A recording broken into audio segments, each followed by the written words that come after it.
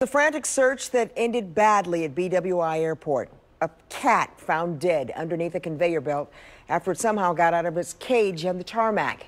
In a WMAR 2 News exclusive, Eddie Kadam talked with the cat's owner. Eddie?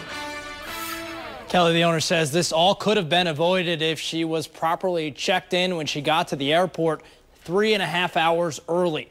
The military family was supposed to be in Hawaii by now, starting their new life with their 2 rescue cats. Instead, they're spending the night in a hotel in Baltimore, and one of their pets will never make that trip.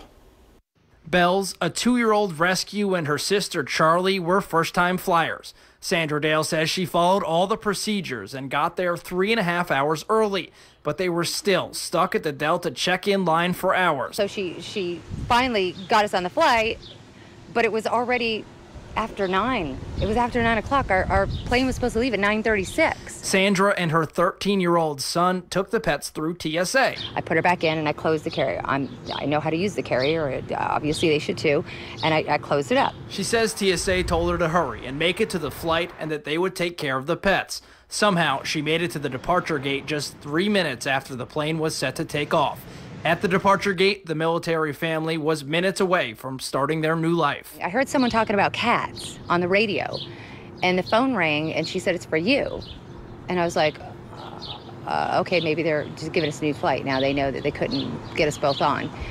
And it was the lady, and she said, "I know that you want to hear this, but one of your cats are not in the crate." I said, "What?"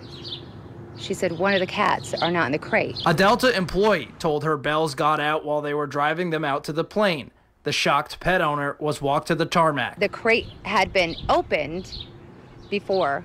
It wasn't clasped, but it was shut, and they had one zip tie in the top. The search started. An airport employee thought they saw her, but by the time Dale got there, no Bells. I walked through all day, what I thought was every single inch. And we looked inside the carriers, we looked inside every nook, every cranny, any building that was open, and we hadn't seen her at all. 10 hours of searching. Then the phone rang the morning after.